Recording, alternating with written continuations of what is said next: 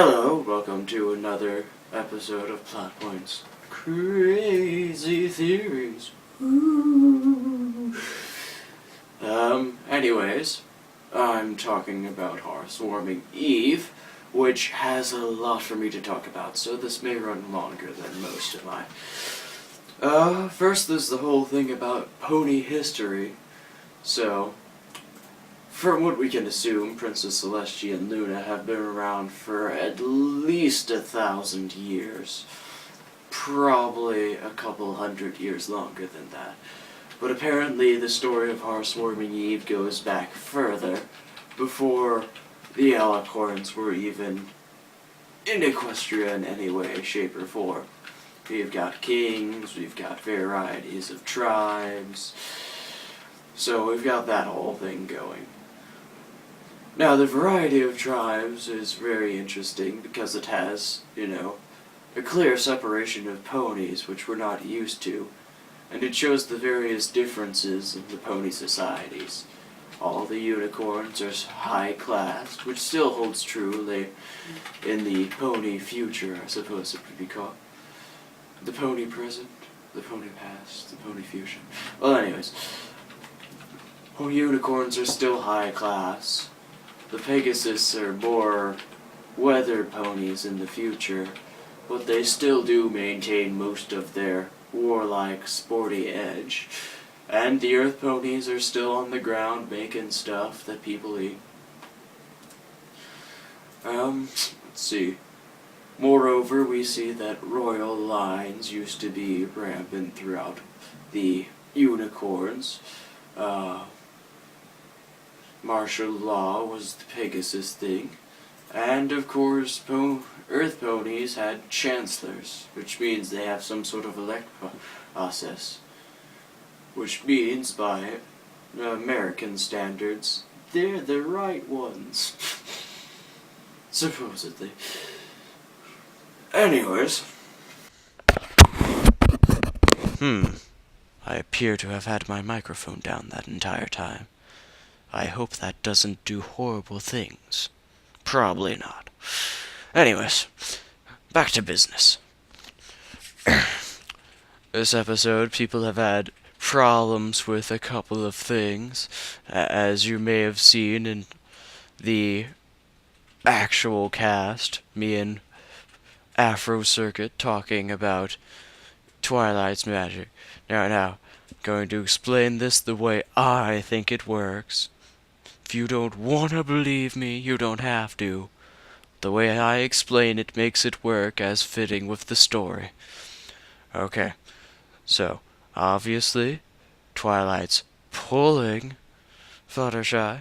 Okay, so that means she's establishing a point towards where Fluttershy is being pulled. Now that point would obviously originate somewhere within Twilight's body. Much like if you had no hands, imagine you just had your arms cut off, but you could still, move things. You would still want to move them like you had hands. So you would pretend you had hands, and you would move them. If you wanted to pull on something, you would pull it towards your body. So the same principle holds true. So she establishes a point towards which Fluttershy is pulled, and that point is probably somewhere within either her horn or her body. So when Pinkie Pie grabs Twilight's head and pulls it back, that moves the point to which Fluttershy is being pulled towards, which in turn accidentally increases the amount of pullage being pulled. It's so pulley. So in basic, imagine that Twilight had a rope on a winch attached to her horn, and Pinkie Pie just pulled it. It's like fishing, only with Fluttershy, so it's better. You make your faces, Afro Circuit. You know my physics to be true. Moreover, at this point, people had problems with the flag at the end, which had the two Unicorn sisters. You may have heard my explanation over in the actual cast, but I'll repeat it again for anybody who doesn't listen to that? I don't know how not. But anyways, you see, now obviously, it's a they wanted to represent harmony and friendship and unity and all those good things that My Little Pony wants to teach people. So, how would you represent unity? You know, humans throughout the world have done the yin yang symbol. Yeah, that's a common thing. Pretty much everyone knows that, whether brony, pony, person, Asian, not Asian, African American, guy at a hot dog stand, anyone really. So, black and white. Two different things working perfect harmony. So they had a black pony and a white pony to represent the unity between ponies of all colors and shows and such. Now, the pony shapes themselves merely come from the pony's wish to have all pony races represented equally in their flag.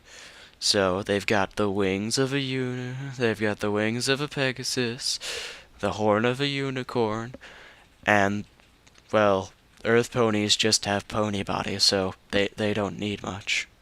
So they're cool. So they've got that all on their flag to represent unity. Now, my theory about the princesses is that they were actually created. The ponies all realized that if an absolute ruler of unquestionable power wasn't brought forth, then the entirety of pony society would crumble, as it were. So the unicorns used their magic to make an all-powerful pony race, which would take their job of day and night, leaving the unicorn ponies to, I suppose, pay the supplementary cost for the whole alicorn supreme magical being thing. Which, if you go, it's a whole racial magical thing. The entire race itself suddenly weakened magically. And also to, cast various other spells. So, that's my theory between Luna and Celestia. Celestia was the one they were actually trying to create, and Luna was probably a byproduct of the fact that magic decided that day and night should have two different carrying cases, so to speak. And yeah, and also in this episode there's vague weirdnesses about whether this is a whole dream sequence thing, which makes everything they reference to, normal play stuff.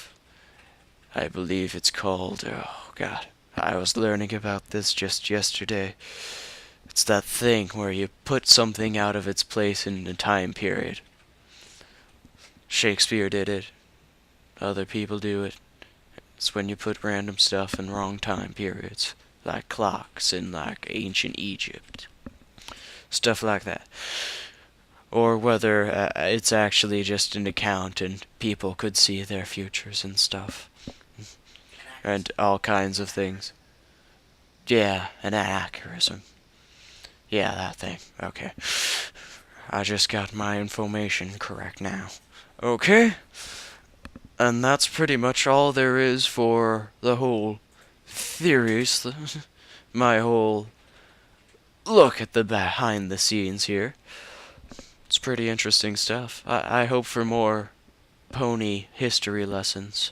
They're quite interesting. Now, back to my usual pot, a Scootaloo theory. You're like, what? You couldn't possibly do one. There's no new episode this week. You're right. I'm doing it for Family Appreciation Day. Okay, now, hear me out. Obviously, the whole little thing for this was Apple Bloom becomes ashamed of her family. Now, obviously, Scootaloo is secretly Apple Bloom's cousin twice removed. So she gets rid of Granny Smith and has Scootaloo come to Family Appreciation Day instead. It's so obvious. And Scootaloo, also starts working on the farm but decides she hates it, which forces Apple Bloom to reconcile with her family. It's so obvious. It's hard to see why we didn't see it before. And now it's not obvious because, you've probably seen the episode. Which makes my theory completely debunked. Oh god. What have I done with my life? Wait, I forgot I'm awesome. That's about it for my crazy theories and generally being crazy and talking crazy. Crazy. Crazy. Crazy, crazy, crazy, crazy, crazy, crazy, crazy, crazy, crazy. Bye.